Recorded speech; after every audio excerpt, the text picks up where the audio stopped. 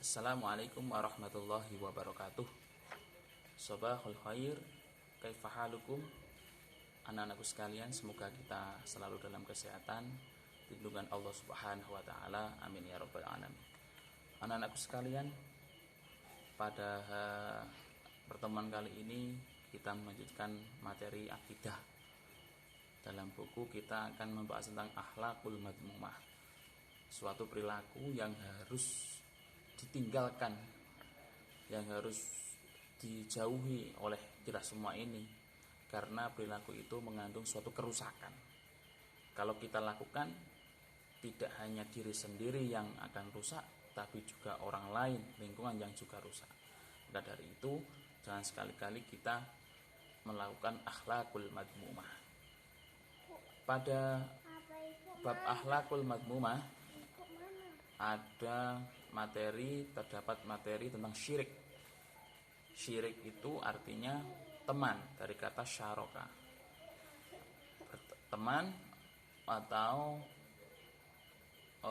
kerjasama.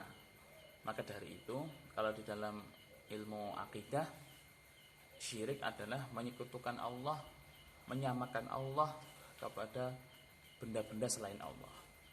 Karena tidak mungkin Allah itu disamakan dengan yang lain. Karena Allah itu khaliq, pencipta. Pasti mukhalafatul hawadisi. Allah itu pasti mukhalafatul hawadisi, berbeda dengan makhluk. Nah, jika sekali-kali kita manusia mempunyai keyakinan, mempunyai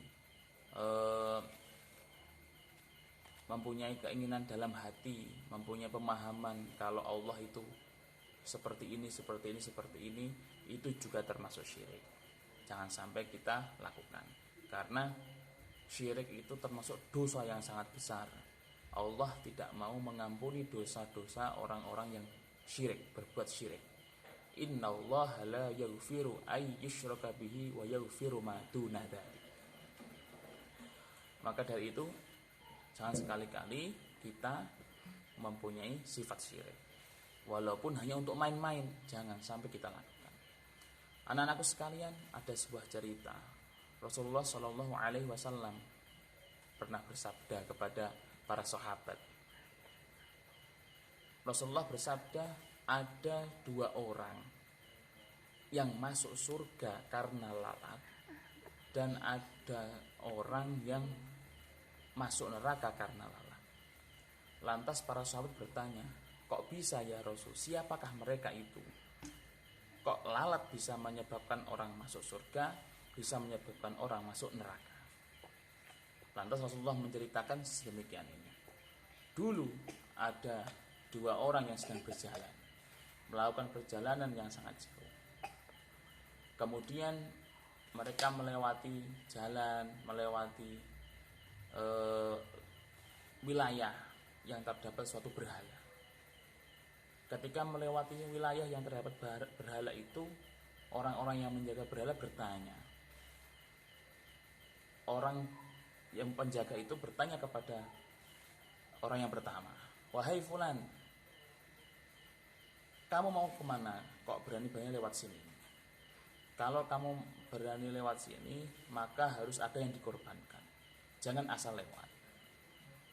Lantas orang yang pertama ini berkata, dengan apa kami bisa berkorban untuk berhala ini, supaya kami bisa lewat nantinya? Kemudian penjaga itu bertanya, ya apapun yang kamu punya, bisa sapi, bisa kerbau, bisa onta, atau yang lain-lain.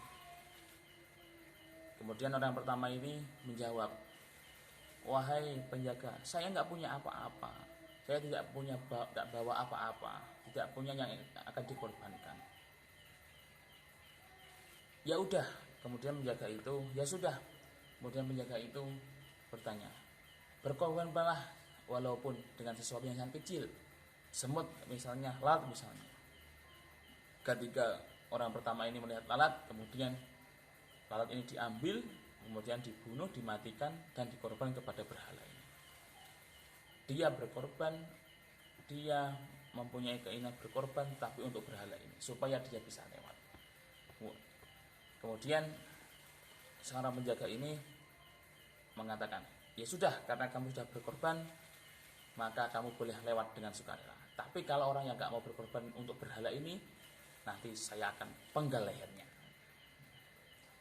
Kemudian orang yang pertama ini bisa lewat. Nah, karena dia melakukan pengorbanan dengan lalat untuk berhala itu. Kemudian orang yang kedua ditanya oleh penjaga itu, wahai fulan, apa yang akan dikorbankan, apa yang kamu korbankan seperti temanmu untuk berhala ini?